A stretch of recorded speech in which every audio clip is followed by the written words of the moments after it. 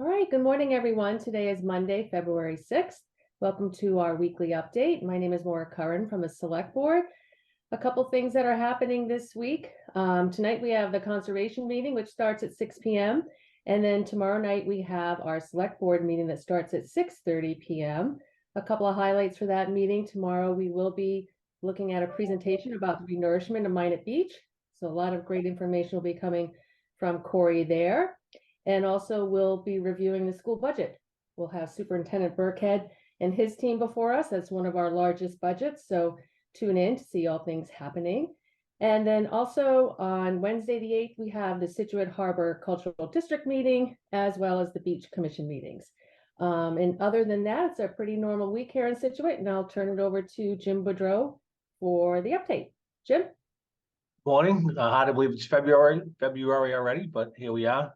We'll start with the water update. We are at 1.75 in the reservoir. Last week we were +7. Tac Factory is +5. Last week we were +6. Demand was up slightly from last week at 1.194 million gallons per day. Last week we were 1.02 million gallons per day. Rainfall over the last 7 days at the plant was a measly 0.12 inches. As it has been discussed at prior meetings of the Select Board, the Water Department continues to work on getting a full-scale pilot program up and running at the treatment plant for the removal of iron and manganese from the water in the reservoir. We have signed a contract with Ty and Bond to put that pilot program in place, and we expect to have that online for the heavy use in the summer. So we do expect to have some relief from that water that was going through the plant that was discolored last year.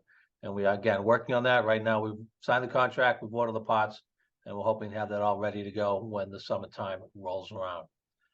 It is also that time of year that the annual town election is coming up. It's going to be held on May 20th, 2023. Scituate High School nomination papers are available in the town clerk's office for any registered voter interested in running for an elected position. You can call the town clerk at 781-545-9743 if you are interested in taking out nomination papers. They must be returned with at least 100 signatures of registered voters for certification by the town clerk by 5 p.m. on March 31st. 2023.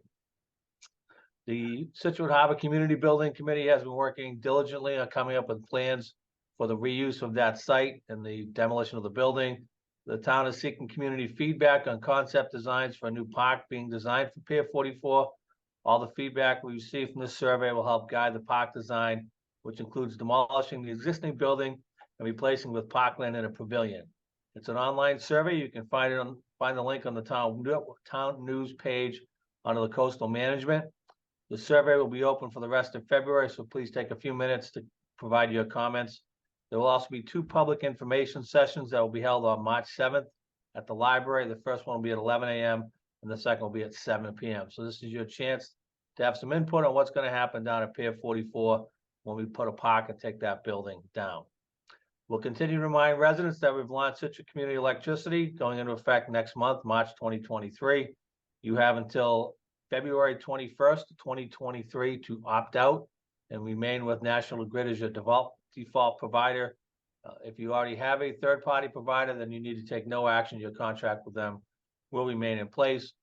We had the informational sessions last week. I know the one at the Senior Center was very well attended. Between 150 and 200 people showed up for that. Both those were taped, so they are available on the Scituate Community Television YouTube channel if people would like more information. Clam Flats remain closed due to a discharge from the Rockland Sewage Treatment Plant. When we have anything on that, we'll let you know. You can keep an eye on the town clerk's page or the Division of Marine Fisheries page for any information or updates on that. GATRA has established a new transit line. It started February 1st. This new service, GATRA On Demand Seacoast, rather than the current service where you have to go and wait for a bus at a bus stop, this will function almost as an Uber within the designated pickup areas. You go onto the GATRA Go app, or you can call 1-800-698-7676 to arrange for your ride. They'll pick you up at your house and they will take you to your destination. Again, within the service area, that service area is on our town website, and you can find that. Rides are $2, but they will be free for the month of February. On the lighthouse, again, let people know we are going to be putting up a brand new lantern room mimicking the 1930 lantern room that we took down. Bid documents are out. They're available now, so people wishing to bid on that, you can find those bid documents through a link on the town webpage. The base of the lantern's iron frame, the current frame, which was severely corroded, was removed to get to the bottom of the lantern tower. We hope that the remaining iron in the lantern frame was sufficiently free from corrosion to repair, but it's not. So to save the old lantern, we would basically have to build a brand new lantern. So the chances of saving that are now gone. We will give that the old lantern room to the contractor. He will use that as a template for building the new lantern room, and then remove the old lantern room when the project is done. We are on schedule to have that done by late spring, early summer.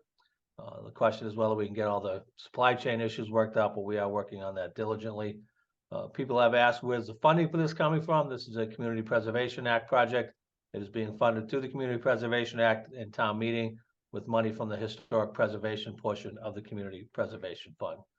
You can see my picture behind me, the Widows Walk. Widows Walk is open to walkers. We ask that you respect the course, stay off the greens, and pick up after your dogs when you're done.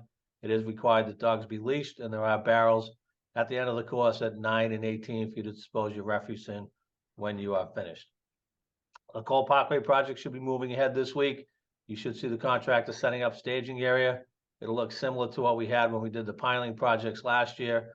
This is for the construction of new docks at Cole Parkway. This is being funded by grants from the Commonwealth of Massachusetts and through the town's Waterways Fund. The Waterways Fund is funded by boaters for docks and moorings and use of the waterways. We do not use general taxpayer money on this. It's all money generated by the marinas and the waterways, and it will go into those docks. And again, that will be finished by boating season, which is the middle of May. Well, we updated people a couple weeks ago that the superintendent and I have received numerous calls and emails about the large flag at the flagpole on the stadium. It was in very bad condition. We are pleased to announce that we have had a contract get out there last week. The flag has been removed. The mechanism has been taken out that was broken. The contractor has ordered parts for that. When those parts come in, they'll repair the mechanism, and we will put the flag back up in the spring when spring sports starts. The decision was made between Superintendent Burkhead and I that it made no sense to have the flag flying in the bad weather and getting all torn and ripped when there's nothing going on down at the stadium. So we'll get that repaired. We'll get the flag up in the spring. Thank you to everybody who brought it to our attention, but we have been able to get it down, and we will replace it with a brand new flag in the spring. Okay, this is your last chance to hear this from me on a Monday morning, because by next Monday, it'll be too late. Beach stickers go on sale February 13th at 8:30 a.m. There will be no separate notice. There will be no emails.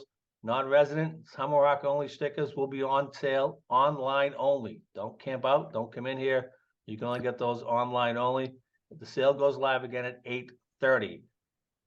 Last year, the non-resident beach stickers sold out in 7 minutes. So if you're looking for a non-resident beach sticker, you better be ready. You better get online and get it done. Those stickers are $300. Non-resident Hummer Rock only are $100, and resident stickers are $35. So next Monday, 8:30, by the time we do our update next Monday, it's going to be too late to get those non-resident beach stickers. So if you're watching this and you need those, be ready. And finally, on a sad note for the town, but a happy note for our employee, Mara Glancy, our recreation director, has announced that she will be retiring at the end of this month. After numerous years of dedicated and fabulous service to the town, we want to wish Mara well. I'm sure we'll have something more formal for her at one of our upcoming board meetings. We will start the process now of filling her position, but congratulations to Mara on a great career, and good luck to her in her retirement. And that's what I have for today. Thank you, Jim. Thank you for saying that. We wish Maura well, and she's done a great job there. So a lot of great service to the town. Thank you, Maura. And then I'll just turn it over to Bill Burkhead for Thank you, Ms. Curran. Thank you, and good morning, everyone. So this week we have top two from the school department, and they both involve community voice. And the first is regarding our school committee meeting this evening, which is a special meeting regarding our budget hearing. And that starts at 6 p.m. at the Scituate High School Library or online in a hybrid model. And as Ms. Curran said, we'll also be presenting at the select board meeting tomorrow evening on their agenda. So look forward to that. And following those meetings, we'll be able to have information set up on our website, scit.org. The second opportunity is regarding our school district strategic plan. It's a 5-year strategic plan and an opportunity to get involved in mapping the future and vision of the Scituate Public Schools. and the community opportunities to get involved. And I'll give you a little background. To complete our strategic plan, the district has partnered with Teaching and Learning Alliance, Inc., TLA, to facilitate our process. The first phase of this plan will involve a series of focus sessions facilitated by TLA consultants, in which participants will be given the opportunity to identify strengths, challenges, and opportunities for our community, our schools, and our students. The quality of the strategic plan is directly related, to the input we get and participation in these focus sessions and other opportunities that I'll present today. And that focus group for all community members and parent and caregivers is this Wednesday, February 8th, at 6 p.m. in the Gates Dining Commons. So if you can get involved there. If you're unable to, there'll be other opportunities to get involved. There'll be a survey going out in the future weeks. So that'll be an opportunity also to put your input if you cannot make this Wednesday's meeting. And finally, if we're also looking for a community, at-large community member to be on the strategic planning committee work group. If you are interested, please email my assistant, Ms. Kim Peters, directly at kpeters@scit.org. So multiple ways. Hope you can get involved in this, envisioning our future for our kids. And that's what I have for this week. Have a wonderful week, everyone. Thank you, Bill. And thank you, everyone. Thank you, Jim and Bill. And make it a good week. It's nice weather out there, so get out and enjoy it. Thanks so much.